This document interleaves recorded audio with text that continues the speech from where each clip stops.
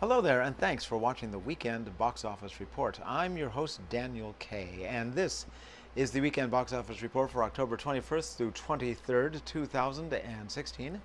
There are 4 new movies in the top 10 this week. Didn't see any of them. I was acting in a movie myself. You'll never see it, don't worry. And I was wandering around an old western town for most of the weekend. So believe me, I know, but I'm glad somebody saw these. Coming in at number 1, Boo! A Madea Halloween. This, of course, stars Tyler Perry. For some reason, it's not Tyler Perry's Boo! A Madea Halloween. I guess Tyler Perry just ran out of letters. It's from Lionsgate. It made $28.5 million. It's supposed to have cost $20 million, which means, strictly speaking, it appears to have made its money back in the first week, which is extremely rare and wonderful.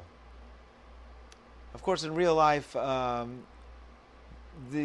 studio doesn't keep all of the money. A lot of it goes to the exhibitor. Good thumbnail thing is that the studio gets half of the money.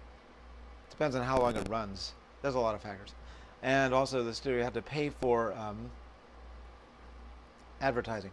So the point is, probably one more week it will have turned a profit. But it turned a profit in 2 weeks.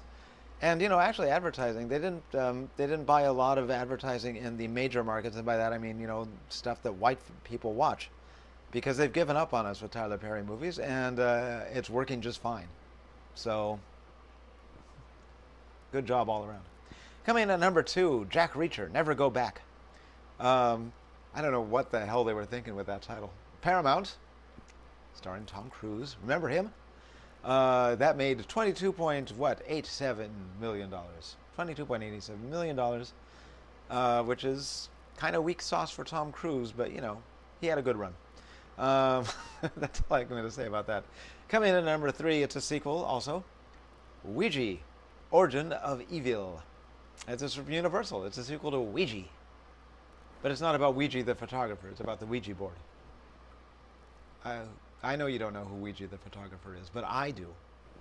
$14 million.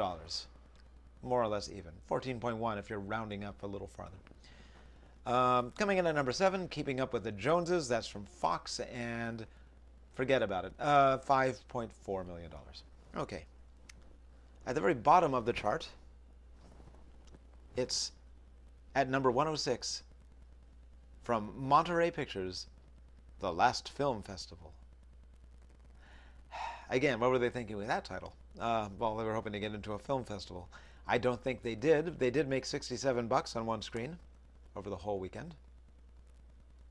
And we've seen worse around these parts, but we've seen better too.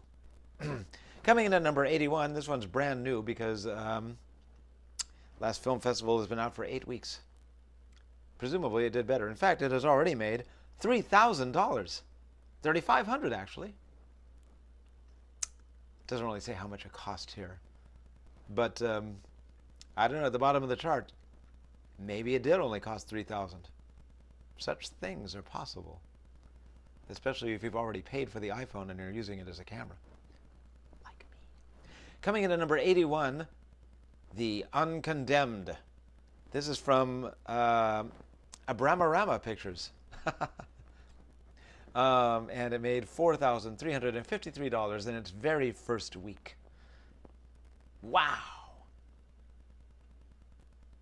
I just like the idea that something's named Abramarama. That's just fabulous. Good for you guys for coming up with that production title.